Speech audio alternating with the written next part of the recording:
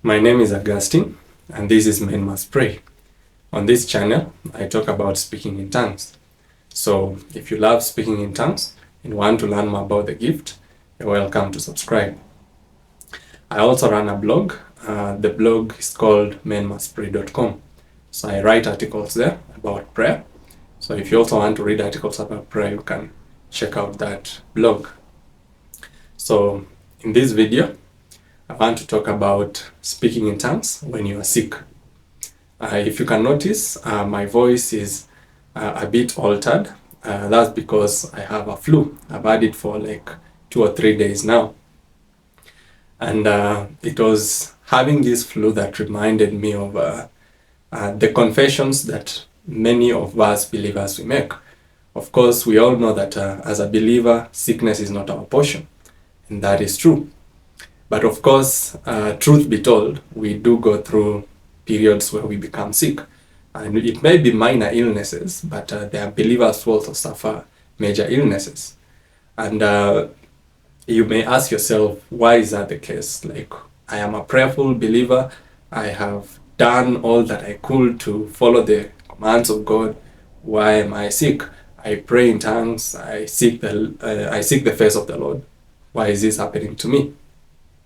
So there are a few things that God explained to me that I would want to share with you because this situation reminded me of those lessons that I was taught.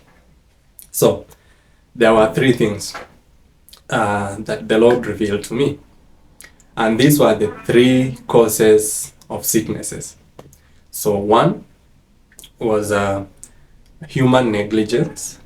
Number 2 was demonic oppression, and number 3 was God's curse. So in that order, that's how popular they are. For majority of people who are sick, it's because of human negligence. I'll explain it. Then followed by people who are under demonic oppression, then followed by people who are under God's curse. So this number 1, the human negligence, is basically people who just don't take good care of their own bodies, who expose themselves to circumstances that make them sick. If you walk or if you live in a very cold place and you don't dress warmly, you are putting yourself at risk of some diseases.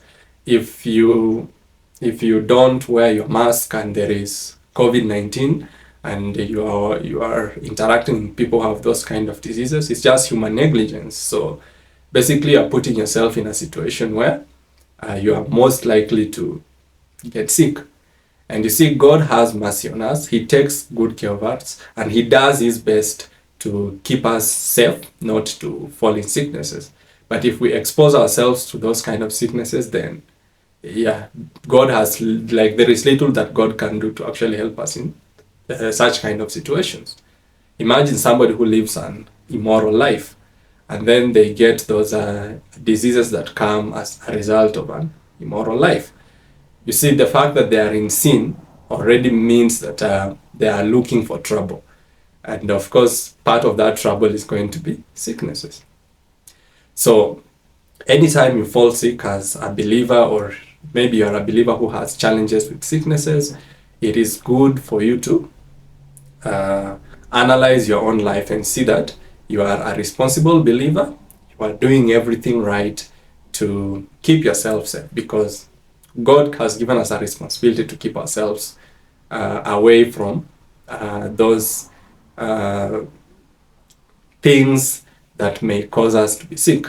And that's why we have scientists, that's why you have doctors who advise us on the best practices to avoid certain diseases, lifestyle diseases, our lifestyle choices. They teach us to eat well and do all that kind of stuff. So those things, they are very important, and those people are also servants of God. They have been sent to give us knowledge. So that's number 1. Number 2, it was about demonic oppression. Now this is common sense. The devil wants to kill us. Jesus told us the thief does not come except to steal, to kill, and to destroy. So how does the devil kill?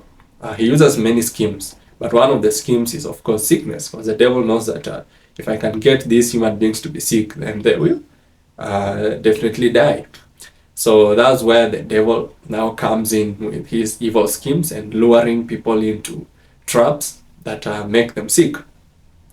So demonic oppression is basically just as it is. The devil sends demons to just come and oppress you. And you see, these demons find access in our lives when there is sin. If there is no sin, those demons cannot access us, because when you are pure, then the Holy Spirit dwells in you fully. But if you have defiled if you are living a defiled life, then the Holy Spirit can't really have free reign in your body. So that those parts of your body that are left unattended to by the Holy Spirit, of course, demons will take advantage of that and sweep over you. So they'll first lure you into sin so that you defile yourself, so that the Holy Spirit can't rule in you fully, and then they now come in with diseases, like that example I gave of living an immoral life.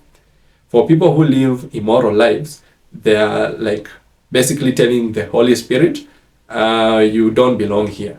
So if the Holy Spirit is grieved and he takes a backseat, then of course demons come, because immorality is something of the devil.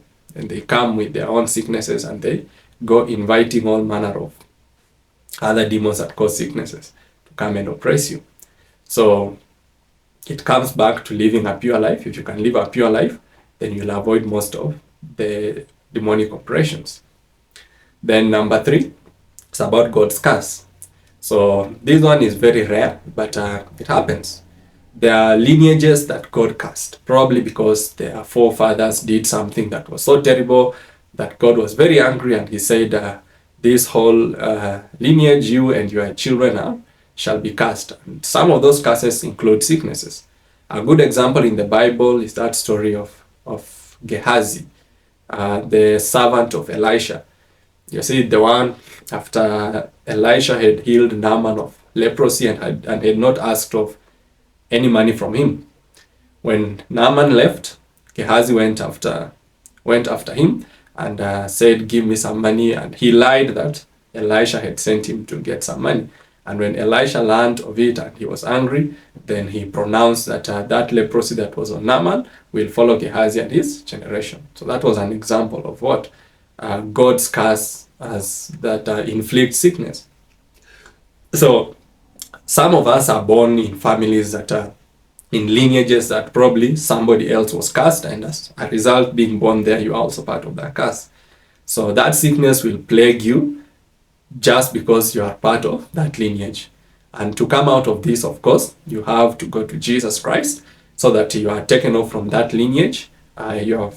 Jesus breaks you free from that lineage and puts you in the lineage of Abraham, so that you become a child of Abraham, who has no curse but has blessings of God, so that that sickness is no longer counted on you, because you no longer belong to that lineage.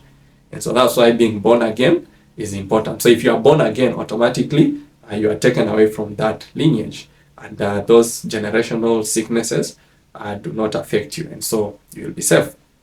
So those were the 3 main lessons that I learned, that God taught me about sicknesses.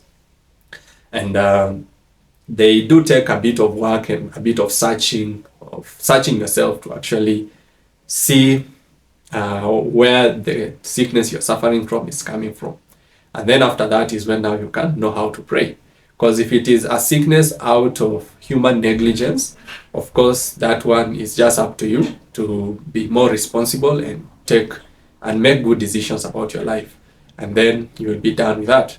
If there are sicknesses from demonic oppressions, of course, you have to just pray that God may help you to live a pure life, so that those devils that have found access in your life do not continue oppressing you.